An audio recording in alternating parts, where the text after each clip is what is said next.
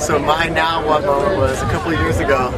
I was staying at a friend's house, paying rent but not on the books, and she went away for the weekend. I didn't really even know her that well. We lived in a country area, and me and my friends were 4 buying in my dad's SUV, and we were going through an orchard. And when we landed to come to Bamboozle, our good friend Ryan was driving the van, and we have just rented. My most memorable Now What moment was this summer, this past September, when we were playing a huge festival in Seattle, our hometown, like 12,000 people, and it was an amazing day. And I jumped off stage to go and like run around the crowd. My now what moment, I guess, would be there was a day everybody knows the bass player Pete Wentz, hopefully. My most memorable now what moment is this week, actually. I stabbed myself in the leg with a giant knife. And we had this like wicker table that I've never used, and it has candles on it. And I never actually lit any of the candles. So my friend lit a bunch of candles, and we were like, okay, let's go somewhere. We all went. I went the wrong way, and I got my dad's axle stuck on a water thing. I don't know exactly what it's called, and I took a chip out of it.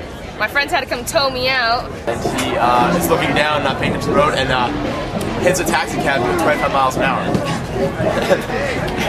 And then we got off stage and received word that our wonderful and lovely manager, Christian, had jumped off the stage to try and rescue me. He thought that I was going to get sucked into the crowd and break all of my limbs, and in turn he had fallen wrong and broken his arm and was being rushed to the hospital to try and get it fixed. We wanted to like show him the land, show him the countryside, so we took him out we traveled out on motorcycles out to the set, going through just like going through some beautiful land. And as we're like traveling through these like back roads, like kind of, I don't know, kind of like deserty areas, there's all these men, there's probably about 20 Ugandan men like working on the road, so they all had like machetes and axes and shovels and things like that, and they just lay them down across the road, and then these 20 dudes just like fill in the road. I was cutting something and never cut toward you. I cut and it went into my leg, and then I thought, well, now I have to pull it out. While we were at a party,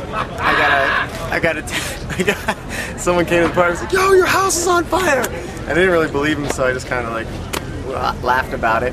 And I was like, all right, I'll go check it out. So I went back to my house, and there was about 6 or 7 fire engines at my house. My 21st birthday, my friends were telling funny jokes. My dad was there, and he's like, yeah, I remember Alana when you got your dad's axle stuck on that water thing. I was like, yeah, that was awesome. You towed me out. My dad's sitting there, not funny. Guy, they both get out, and they look up at each other, and they get out, and they're just talking. And the one man didn't speak a lick of English, and everyone in the airport was just staring at us. And we didn't know how to settle it. There was no damage done to our car, really. Just the license plate was bent. And we were freaking out. We were like, we gotta get through. I was trying to tell our drivers, like, just push through, just drive over this, just drive through this stuff.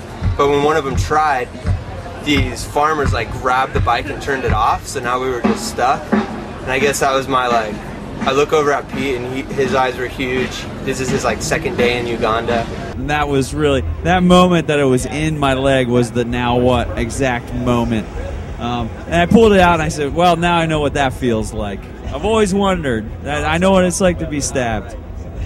So I kind of went into the house and was like, now what?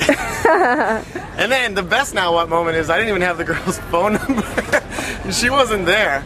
So I had to wait the rest of the weekend figuring out a way to tell her. So my now what was, how in the hell do I get my dad's SUV off this freaking water thing?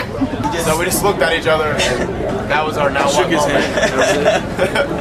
So somehow I like started telling lies to this guy about like knowing somebody that he knew, and got him on my bike and convinced him that I would pay him 5,000 shillings to let us through this situation.